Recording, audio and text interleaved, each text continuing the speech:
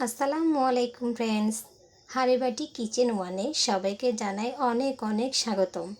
আশা করি আপনারা সবাই অনেক ভালো আছেন। আজ আমি নিয়ে আসছি মজাদার একটি দুর্দান্ত রেসিপি, খুবই ঝাল এবং খুবই টেস্টি মজাদার চিকেন রোল, যা বাড়িতে থাকা কয়েকটি উপকরণ দিয়ে খুব কম সময়ের মধ্যেই বানিয়ে নিতে পারবেন আপনারা। আমার রেসিপিটা একবার ফলো করে ট্রাই করে ফেলুন। কথা না বাড়িয়ে চলুন শুরু করি। প্রথমে আমি নিয়ে নিলাম একটি চিকেন, যা আগে থেকে আমি ভেজে নিয়েছি।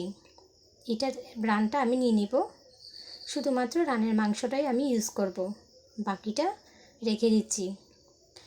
এবার আমি হাড় থেকে মাংসটা ভালোভাবে ছাড়িয়ে নিচ্ছি। মোটামুটি মাংসটা ছাড়ানো শেষ হয়ে গেলে ছোট ছোট করে পিস করে নিয়ে নিয়েছি। সবটা আমি এভাবে ছোট ছোট করে কেটে নিয়েছি। এটা আমি পোড় হিসেবে ইউজ করব। চিকেনের পোড় তৈরির জন্য আমার লাগবে একটা আলুটা ভালোভাবে ধুয়ে নিয়েছি। একটি কাটারের সাহায্যে ভালোভাবে খোসাটা ছাড়িয়ে নিচ্ছি। সবটা খোসা ছাড়ানো হয়ে গেলে একটি গ্রেটারের সাহায্যে আমি আলুটি ভালোভাবে গ্রেট করে নেব। এভাবে আপনারা গ্রেট করে নেবেন। সুন্দরভাবে গ্রেট করানো হয়ে গেছে। খুব পাতলা এবং ছোট ছোট সাইজ করে আমি গ্রেট করে নিয়েছি, যেটা আমি চিকেনের সাথে ভালোভাবে মিশিয়ে পোড় করে তৈরি করে নেব। মজাদার এই পোড়টা ভালোভাবে ভেজে নিতে হবে। ভাজার জন্য চুলায় প্যান বসিয়ে গরম করে নিয়েছি। দিয়ে দিচ্ছি 2 কোয়া রসুন কুচি, দিয়ে দিব 2টা কাঁচামরিচ কুচি, দিয়ে দিচ্ছি একটা বড় সাইজের পেঁয়াজ কুচি। সবটা দিয়ে দেওয়ার পর ভালোভাবে ভেজে নিতে হবে। বাদামি রং না আসা পর্যন্ত ভাজতে থাকবো, যাতে পেঁয়াজ রসুনের আষ্টে গন্ধ চলে যায়। মোটামুটি ভাজা হয়ে আসলে দিয়ে দিচ্ছি আলু কুচি। এবার দিয়ে দেব চিকেন কুচিগুলো। একটু ভালোভাবে নেড়ে চেড়ে আমি চিকেন কুচিগুলো দিয়ে দিচ্ছি।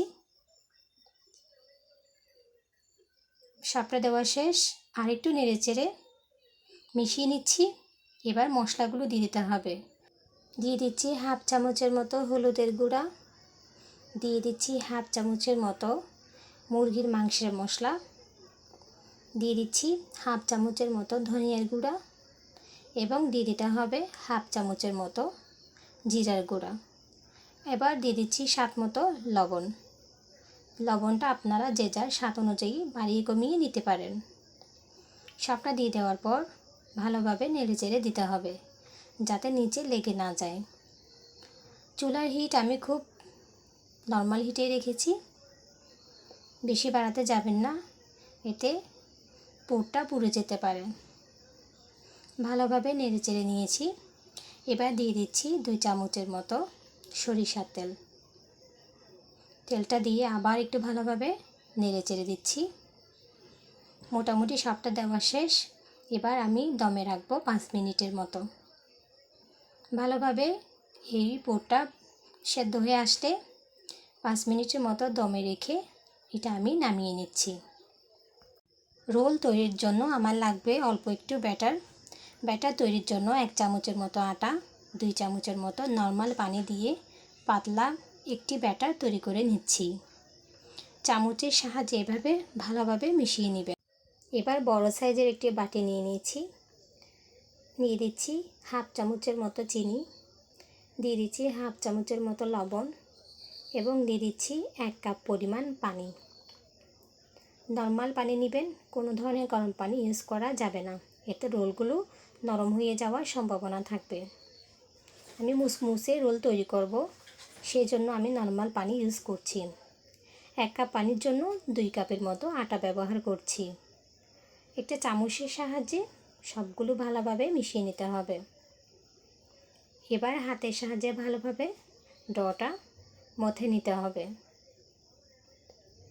এভাবে আপনারা বাসায় বানিয়ে ফেলুন, দেখবেন খুব সহজে কম পরিমাণ উপকরণ দিয়ে এই মজাদার রোলগুলো আপনারা বাসায় বানিয়ে নিতে পারবেন। মথানো হয়ে গেলে এবার আমি লেচি কেটে নিব। এভাবে হাতের সাহায্যে লেচি কেটে নিতে হবে। মোটামুটি 5 থেকে 6টার মতো আমার লেচি হয়েছে। এবার আমি রুটির মতো বেলে নিব। বেশি পাতলাও না, বেশি মোটাও করতে যাবেন না। রুটির মতো করে ভালোভাবে আমি বেলে নিচ্ছি। দেখুন কত সুন্দর বেলানো হয়েছে আমার রুটি।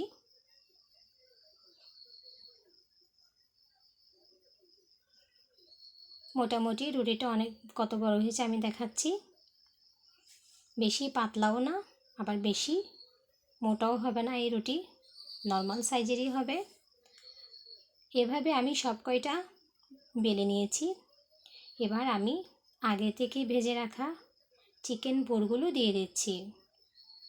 আলু এবং চিকেনের সংমিশ্রণে মজাদার পুর দিয়ে তৈরি করা এই রোলগুলো খেতে কিন্তু খুবই মজা। গরম গরম টমেটো সস কিংবা ক্রিমের সাথে খেলে খুবই মজা হয় এই রোলগুলো। সাথে খেয়ে নিন 1 কাপ গরম চা।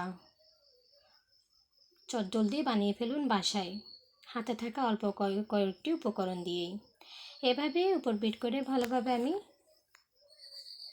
পুরগুলো দিয়ে মুড়িয়ে রোলগুলো তৈরি করে নিচ্ছি। যে প্রসেসটা দেখাচ্ছি এটাই আপনারা ফলো করবেন। আস্তে আস্তে আমি পাতলা ব্যাটারটা লাগিয়ে দুই পাশের অংশগুলো লাগিয়ে দিচ্ছি যাতে আমার পুরগুলো বের হয়ে না যায়। সবটা এভাবে লাগিয়ে দিতে হবে। কত সুন্দর সেট হয়ে গেছে দেখেছেন। এবার সবগুলো তৈরি হয়ে গেছে। ভাজার পালা। চুলায় প্যান বসিয়ে 1 কাপের মতো গরম তেল দিয়ে দিয়েছি। চুলার হিট হাই ফ্লেমে রেখে আমি এগুলো ভেজে নেব। তেল গরম থাকা অবস্থায় রোলগুলো ভেজে নিতে হবে।